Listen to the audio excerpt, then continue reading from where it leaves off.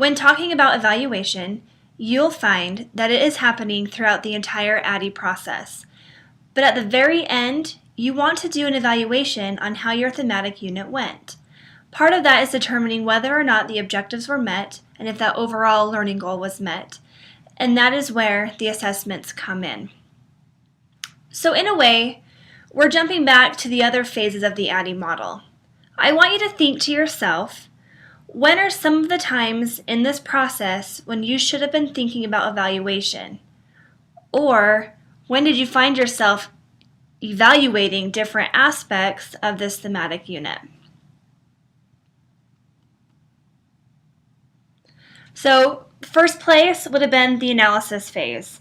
From the very start, you were focusing in on that learning goal, and you were thinking from the beginning, okay, if this is my goal, how am I going to know that it was achieved? How am I going to know that my students reached this goal? So even though you may not have actually been writing down specific assessments you were planning to do, you were starting to think about, how am I going to know, how am I going to evaluate that this learning goal is met?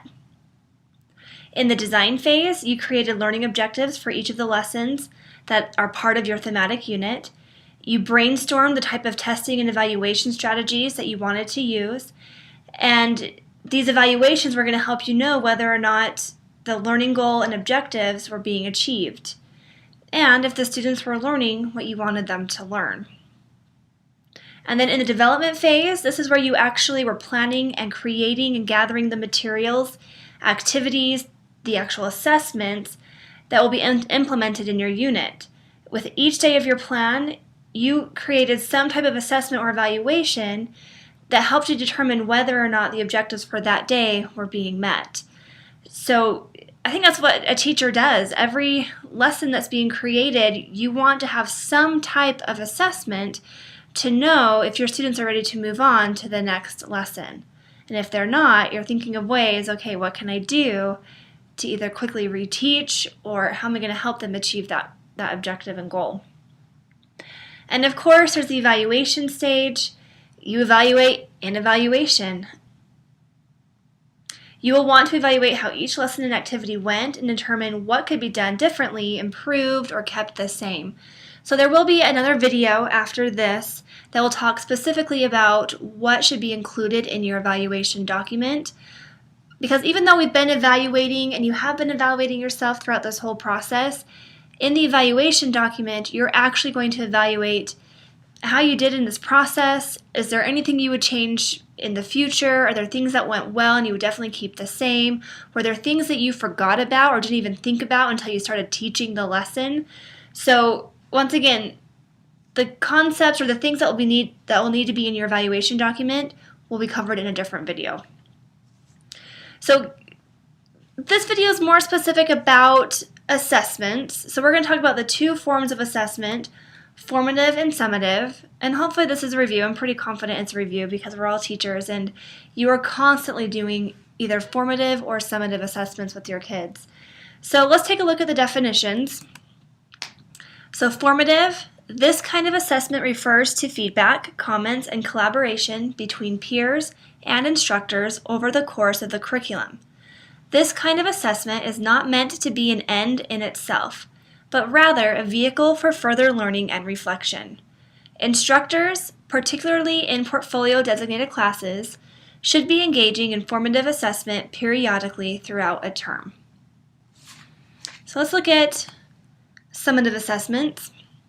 Summative, this kind of assessment has a much more final or cumulative purpose.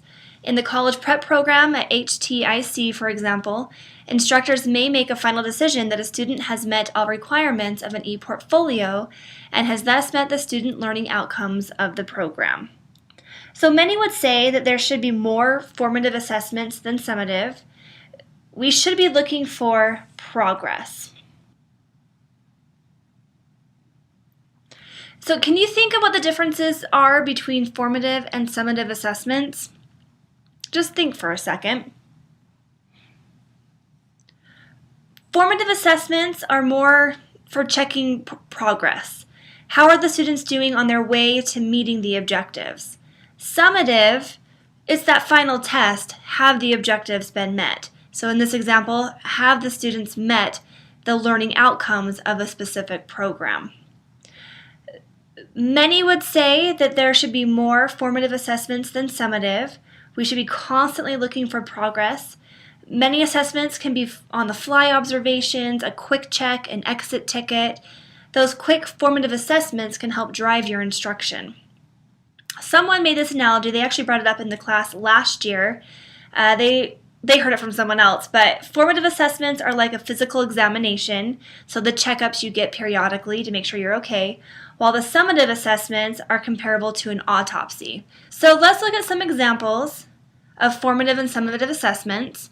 So with formative, it can be a reflection blog, so like what we do in this class, where each week you're doing a reflection. I do read those to see your thoughts, if there's anything you are learning, things you're still confused about.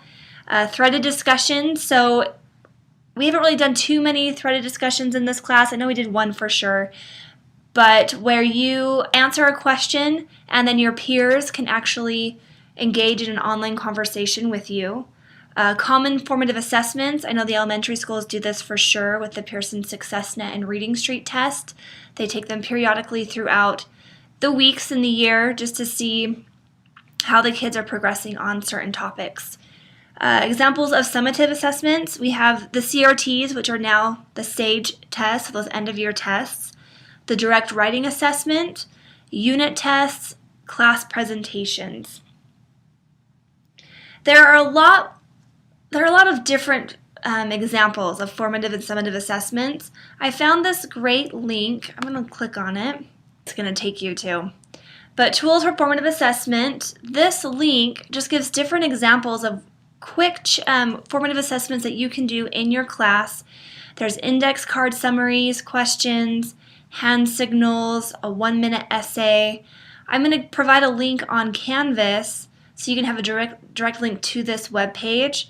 But just quick, or not quick, but great examples of formative assessments that you can be doing in your class with your kids.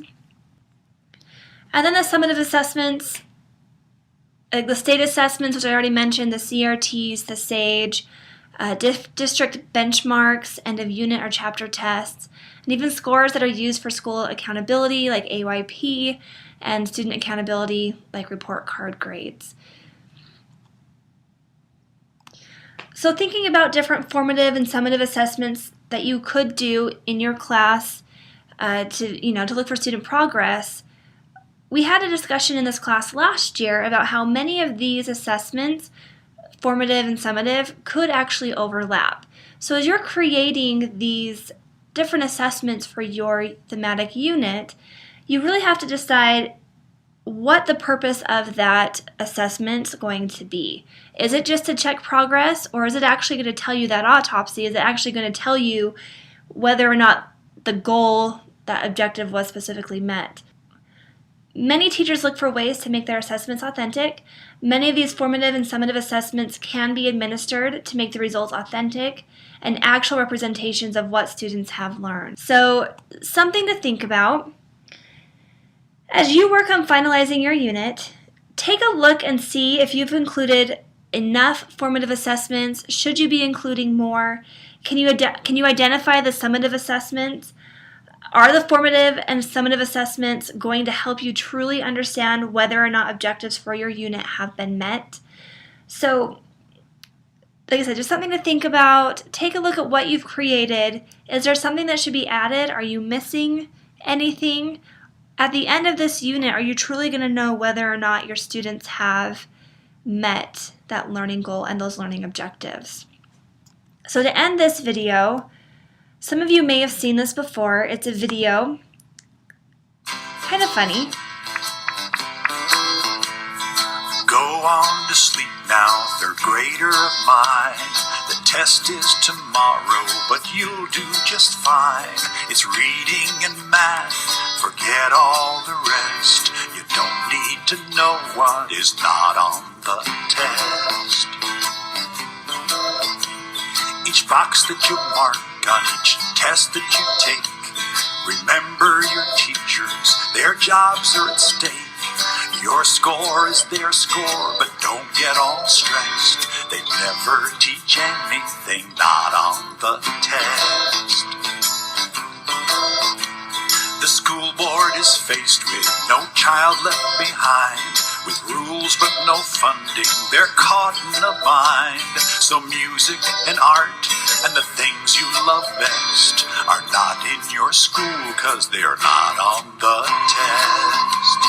Sleep, sleep, and as you progress, you'll learn there's a lot that is not on the test. Debate is a skill that is useful to know, unless you're in Congress or talk radio, where shouting and spouting and spewing are blessed, 'cause rational discourse was not on the test. Thinking's important, it's good to know how, and someday you'll learn to, but some days not now. Go on to sleep now, you need your rest. Don't think about thinking, it's not on the test.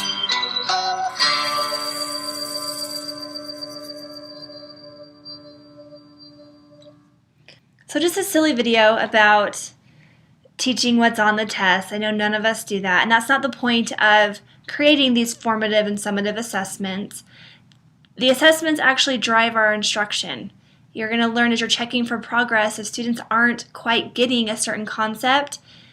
A good teacher, rather than foraging through, will actually do some rechecking, reteaching, some interventions to help get those students on track to meet those objectives. So that's evaluation, looking at formative and summative assessments.